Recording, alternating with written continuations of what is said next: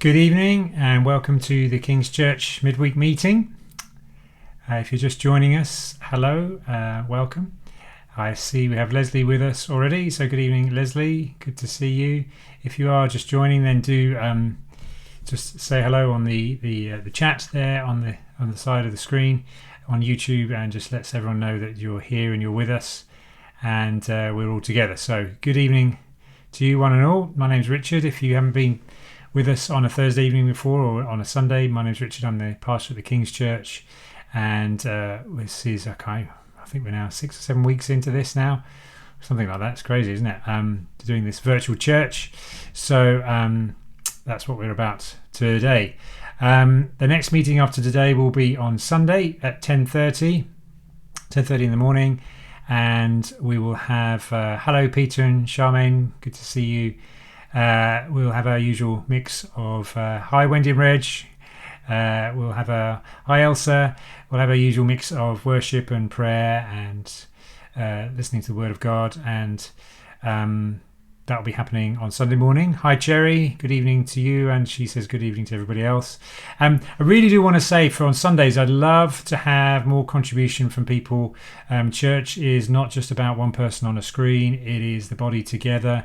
And even though we're not together in the same building, hi Sky and Ada, even though we're not together in the same building, it's good to have different contributions from different people. So if you have a prayer, even if you've had one before, we're relatively small, so if you prayed a prayer a few weeks ago, it's your turn to pray again. So do we send in a video prayer, or if you have a story, or if you have a testimony, then please do send them in. Or if you would like to do an interview with me, like Emma and Sheila have done, then please let me know, and that would be good to be able to have those different contributions on a Sunday, so that we can be the body, even though we're distant from one another, we are together. So that's Sundays. You know about your small groups, and just want to encourage you just to keep checking in with one another, and to look out for one another, love one another, and care for one another through the small groups. And you should know about those by now. And just a quick notice as well about my working week. Now that I'm just doing 3 days at the moment, I'm doing Wednesday through to Friday in the office. So my admin type things, I'll be responding to emails, non-urgent emails and things, Wednesday to Friday. If you do have emergency or something urgent, then of course you can contact us at another time. Don't worry about that. But just for general admin and sort of everyday stuff, I'll be doing that Wednesday through to Friday. And of course I'll see you on Sunday as well. Hi the Taylors, good to see you, good evening. Yes, I think that's about all the notices. So we're going to carry on where we've been looking at the last few weeks, talking about, hi Daniel and Bryony, you're here as well, it's good to see you. We're going to be talking about some rhythms, spiritual rhythms. We've talked the last few weeks how COVID-19 has thrown a lot of our regular routines and patterns out the window, and so I'm sharing some things that I found helpful in my life, my long life, things that I found helpful that bring some rhythm and some structure to my life with God.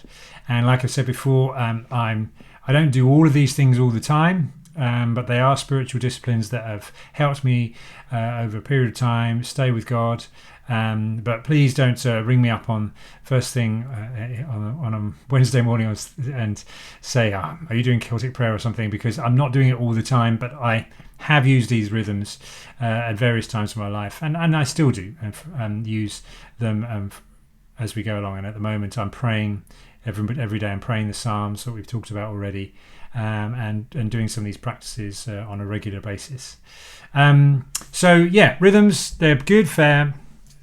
In these times like this, when we're disorientated and things are all out of place, it's good to get into a rhythm. Hi Keith, you've got the right one this week, well done. Get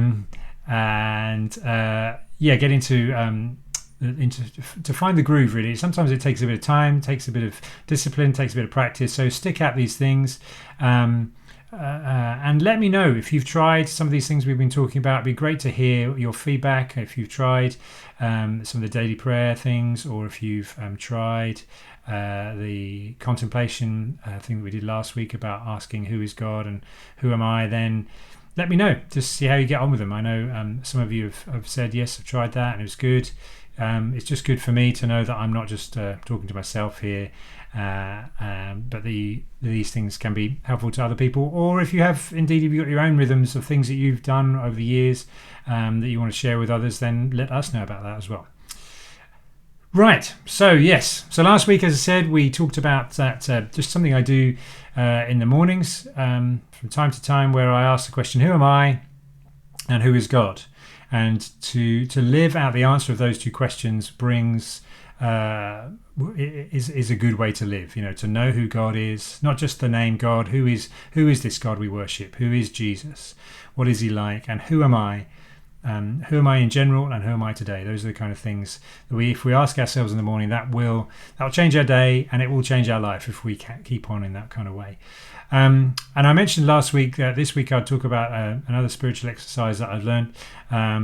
This one is from St. Ignatius, who is from long ago. I should have looked up to his dates, shouldn't I? But he's centuries old. And I have talked about this before at King's, I think in home groups. So some of you might have heard this, some of you might not. And it's something we can do rather in the morning. This is something we can do in the evening, or at the end of a week, or even at the end of a year, or possibly when we get to the end of this sort of isolation time, it might be something we could do then. It's something where we just reflect back on experiences and things we've been through. And I found out about it through a friend of mine, my best man, his wife Joyce, who's a pastor. Joyce and Callum are pastors in Calgary in Canada, and she introduced me to this idea of consolation and desolation, and I'll explain that in a moment. And she also introduced me to a book called Sleeping with Bread. I should have brought it down to show you. It looks like a kid's book. It looks like a sort of a bedtime story for I don't know, for 8-year-olds or something, but it's actually written, supposedly it is for adults. It's called Sleeping with Bread, and the subtitle is Holding What Gives You Life. And it's about, I think it was in the Second World War, children who are struggling to sleep. A psychologist struck on the idea of giving them a piece of bread, not to eat, but to sleep with, so that they would know that they hold on to something that would give them life for the next day. That's the idea of the title. But the book and this practice that Joyce taught me involves asking two questions. And they are two questions, like I say, you can ask yourself today.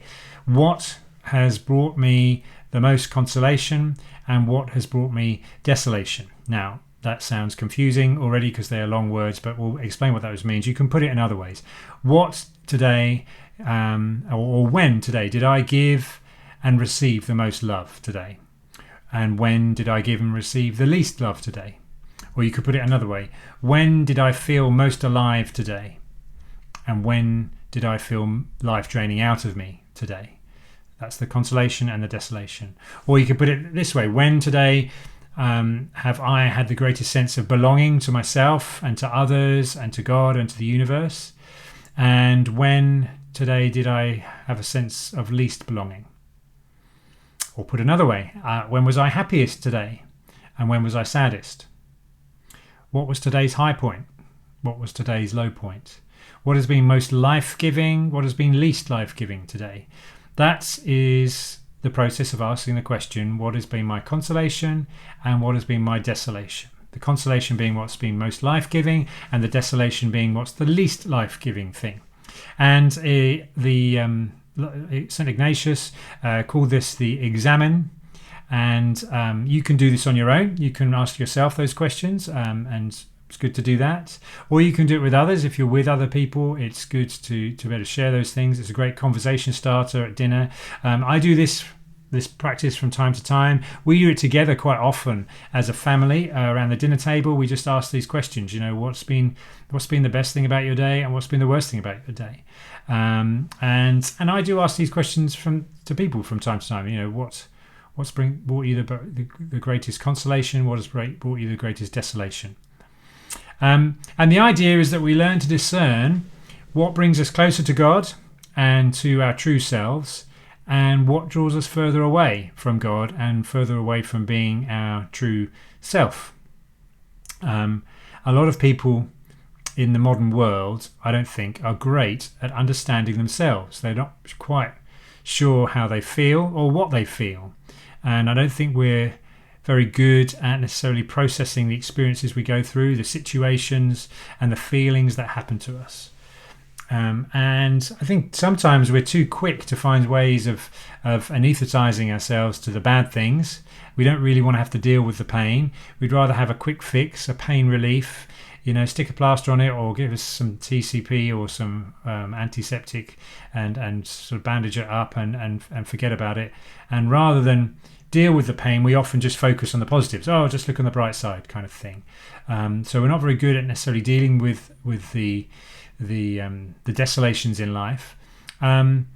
But also, I don't know whether we're that good at actually absorbing and drinking in the fullness of the things that are good that happen to us. We often think we don't deserve some of the things that are good that happen to us, or we shy away from fully embracing the real blessings in life.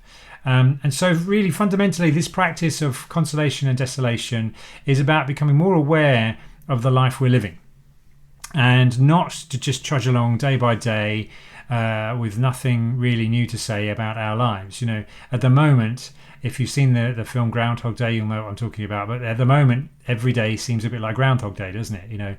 Every day is very similar to the other one. And we have to look at our phone or our watch just to check whether we're on Thursday or Friday or what day it is. So I think it's important, particularly at the moment, to learn to find the things in our life that actually bring texture and bring colour and bring reality, and to live life in the full in those things, particularly in these times which on the surface feel very similar each day by day, particularly if you're in lockdown. And to learn to find God working in our very everyday lives. So this discipline of the examine.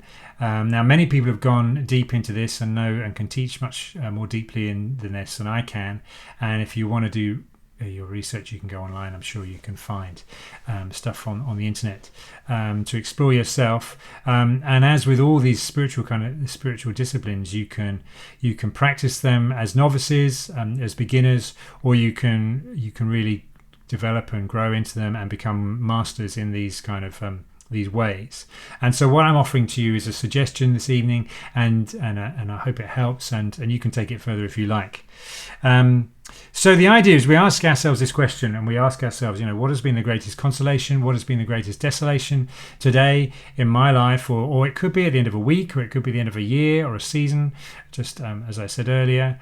But then we don't just leave the answers to those questions, or the observations that we have, the answers to those questions, just leave them and park them on the side. But we do something with them, and there's many things we can do with them. And I'm just going to suggest some of those things now, and you can see how that would fit with you. One thing I know people do, I don't do this personally, but I do know people who journal them. They write to kind of keep a diary of things that they find that are consolations and desolations. And people who've done that have told me that they find patterns from time to time, that they'll see, as I look through my journal, I realise that it's this type of thing that really gets me down, that really brings desolation to me, and it's this kind of thing that actually brings life to me. And so they're able to start to see sort of patterns and ways in their life that actually where they're drawn closer to God and pulled away from God in this practice. Hi, John and Rose, just seeing you there. Good evening to you. So that's one thing you can do. I think it's good to pray into them, to bring these things that you've observed in your life before God, and ask that He would work in and through them, and work in you and through them. Yeah, for me, just the things that I've done and thought about. So for me, thinking about the things that are consolations, so the things that bring life and draw me closer to God and bring, vitality to me and life to me. As I'm becoming more aware of those things, I ask the question, well, how can I make deliberate steps to orientate my life more towards those things? Because those are the things that give me life. Okay. Now, for me, some of those things you might think are obvious. So for me, preaching brings life to me, and so I enjoy preaching. So yeah, let's do that. And cycling, as many of you know, I am playing my tuba, making my wife laugh. Those are kind of obvious ones that they bring life to me, and so I make deliberate steps to orientate myself towards those things. But there are other things. I mean, some of those things are related. I've discovered I used to do this when I was a teenager. I used to just come home from school and just sit at the piano and just play. I wasn't a great pianist, but I just used to make stuff up. And I've just got back into that more recently, just exploring chords and harmonies. And I found that brings life to me. It brings joy to me. And so I found that's a consolation. I've found, actually, particularly in this COVID time, where every day is the same, part of the beauty of that is I've been able to really have a much more regular routine morning prayer time that isn't interrupted by having to get kids to school or walking the dog or a particular time, and I don't have to get anywhere for any particular time. I can just take my time and pray in the morning, and I found that brings life. So I'm making a real effort to make that a thing. I found, so this is just an observation, I found that actually just stopping and watching my children do things, just stopping, and they can be just doing something very simple, but just stopping and watching them and just taking delight in them discovering something or focusing on something, that brings me life. And so I'm making a point of making sure I stop and watch, because that is life-giving to me. I've found, and this was a strange one to me, I found that actually just having random conversations with strangers. I was talking to a guy at the petrol station just 2 days ago. I had to go and fill up the car for the first time in our lockdown, and just got chatting to a guy who runs a skip company with skip lorries. We just got chatting, and normally why it's surprising to me is like oftentimes I just want to be left alone when I'm in public and just out and about. Usually keep myself to myself, but I'm finding, I've realised actually when I stop and just one of these kind of quite spontaneous and quite free-flowing conversations happens, I really enjoy it, and it brings life to me, and I find Christ in others, and and so random conversations with strangers is a consolation. So that's a good thing. Now that's me. For others, there may be other things. You know, some of you find life in gardening. Some of you find life with being with animals. Some of you do. I don't. Some being with friends. That's a difficult one at the moment, isn't it? Because we can't be so much. Some people find it life-giving when they're alone. Some people read. Some people find it life-giving to be spontaneous. I know at least 2 people who find they just get life out of being with a chainsaw. I was speaking to a friend of mine. This isn't Reg, but I know Reg loves his chainsaw as well. But maybe Reg, this is what it is for you. But it's a friend of mine, and he just says, "I've got the ear defenders on, I've got the helmet on, I've got the chainsaw. I'm having to focus because it's such a dangerous thing. In one hand, I've got to focus so carefully. I'm in my own world, and nothing else bothers me." You know, because he's just so focused there in the moment, and that brings life to him because his life is very busy and hectic, and he has a very sort of demanding job, and so he just finds life from chopping up wood.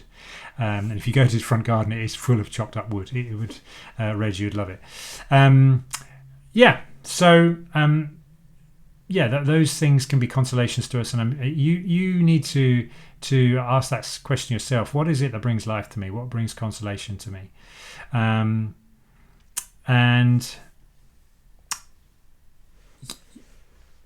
I think being self-aware of these things, you can ask, how can I be more deliberate about these things? How can I make them these things that give me life? How can I make them more of a part of my life? How can I deliberately engage in them? Now, there are some things, I'd love, much as I'd love to, rather, I can't really spend my whole day noodling on the piano or riding my bike. I can't do that all the time.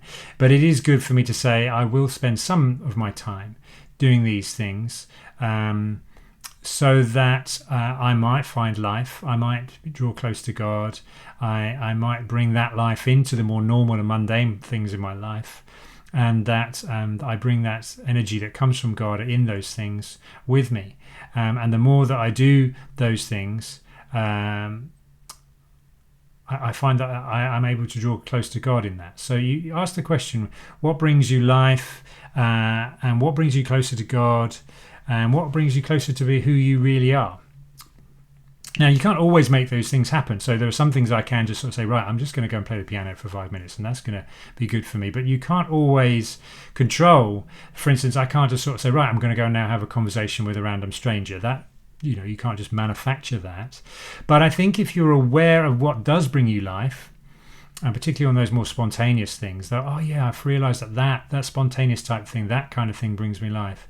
You can be more prepared if you're aware of that. When those things happen, you can live in that moment more fully. And you can go, aha, yes, that now I've just realized I'm in one of those moments that brings me great joy and brings life to me. And I find God in these moments. And so I'm going to make the most of it. And so you prepare yourself to be ready to actually take in the fullness of what is good, and drink it in, even if it only lasts a couple of minutes. So just being aware what brings life to us, we can engage with those things more and draw close to God in and through those things. And as for desolation, so the things that are draining or life sapping, first of all, I think it's good as we do this process and this exercise of asking ourselves, what is a consolation, what is a desolation? What are the things that are most draining? First thing I think that's important with that is that it's good to name the things for what they are. Often we may feel tense or on edge or drained or deflated and actually not really know why, possibly because we've not asked ourselves the question.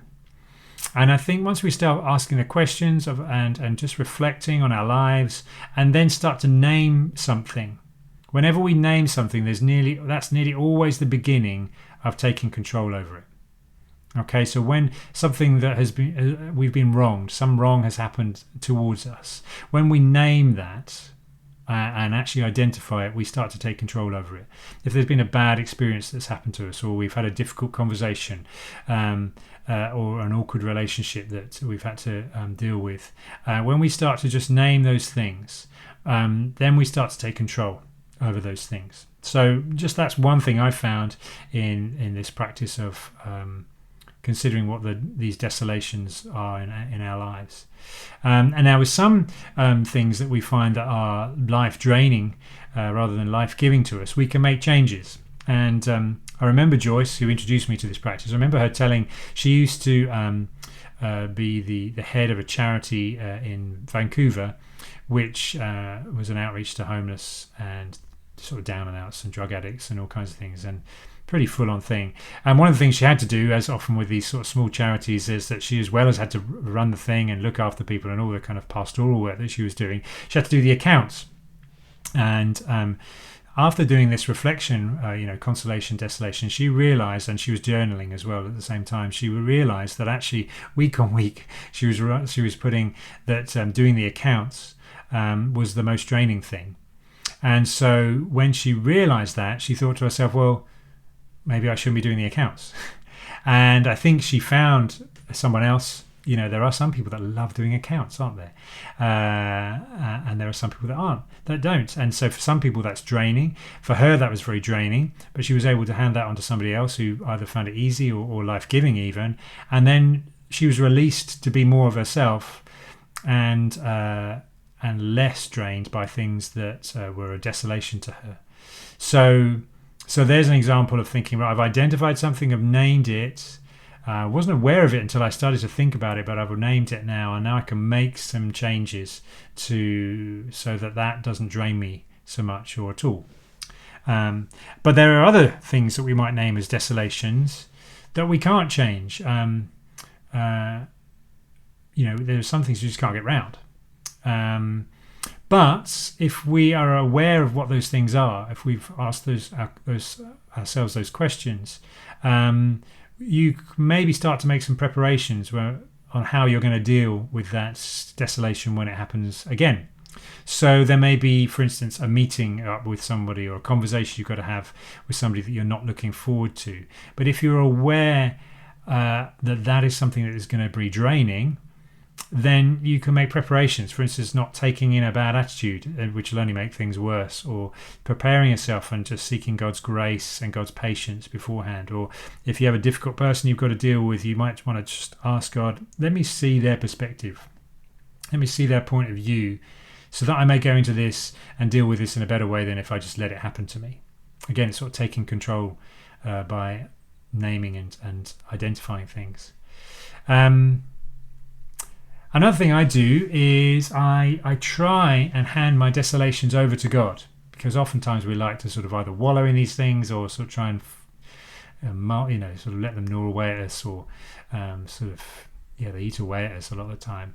And I might not be able to change some of the things that are life draining to me, but being more aware of them and their impact on me, I'm becoming, because there's a journey in this, quicker in handing them these things over to God. And I know there have been a few times recently where I've just had either just situations or things gnawing away at me, and I've thought to myself, if I go to bed and continue to think on this and continue to be in this kind of frame of mind, if you like, this is just not going to be good for me. So I need to hand this over to God, and I need to find ways in the middle of the night when I start thinking about this to hand them back over to God then as well, so that it doesn't drain me as much or at all. So that's something I've learnt, really, just to start to hand these desolations over to God and let Him carry them rather than me. And one final thing. This is something I'm sure all of us, if we stop and think, this will have happened to us. That actually what we would call our consolation and our desolation, as we stop and do some reflection, what has brought us most life and what has been most draining, can oftentimes be things that coincide and be the same thing. And I've experienced times where I've been completely let down or rejected by people and felt, this is like the worst thing that's happened, but at the same time experienced God's presence and peace and joy. And so I'm able to say this is like the worst and the best thing that's ever happened to me all at the same time. So we have consolation and desolation meeting in the same event, if you like. And I was thinking about Sheila's testimony that we heard on Sunday, on how her experience with when Graham was sick.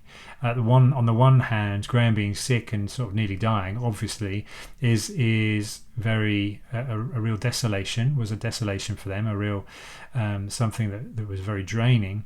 But Sheila's testimony was at the same time, that was when they were most present with God, and God was most there with them, and they were feeling His grace and His love and His peace and those things. And so how would they have known that consolation if they'd not known the desolation at the same time? So if we stop and think, sometimes, maybe more than we realise, God uses the same thing to bring life to us as well as something that was draining to us. So there you go. So that's a brief sort of run through of this practice from St. Ignatius, of just stopping and thinking, what's bringing life to me, what's draining life from me. So I'm just going to ask you now, before we go to Zoom, I'm going to get you to. So I think rather than let's just talk about, I mowed the grass today, or I didn't because it was too wet or whatever, or we're doing okay as we share together. Why don't we just take a moment now and just say today or this week, what has been the thing that's been the highlight of your week or your day, and the low point of your day or your week?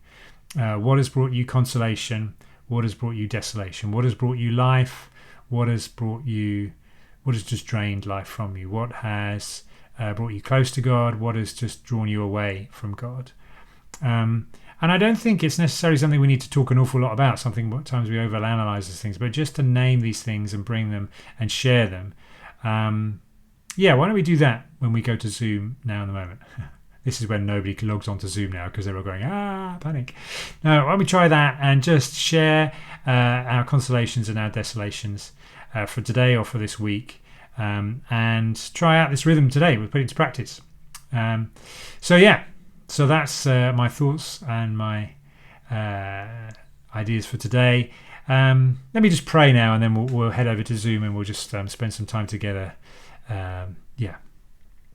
Lord, we just thank you that you are with us. You are here now with us, and we pray, just open our eyes to see you working and moving in our lives, in the things that bring life to us. Open our eyes to see what those things are and to name them, and to know what you want us to do with those things. And for the things that drain us, let us start to become more aware of those things and open our eyes to those things that we may name those things too, and just teach us how to either bring them back to you or to take steps in mitigating those things by your grace.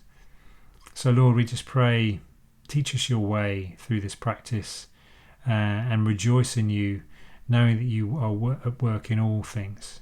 All things work for the good of those who love you. You are doing that. You are working those things. So we thank you for that. And pray let us now be encouraged by one another as we share in Jesus' name. Amen. Okay, I'll see you in the Zoom room. Bye. If not there, I'll see you Sunday. Bye.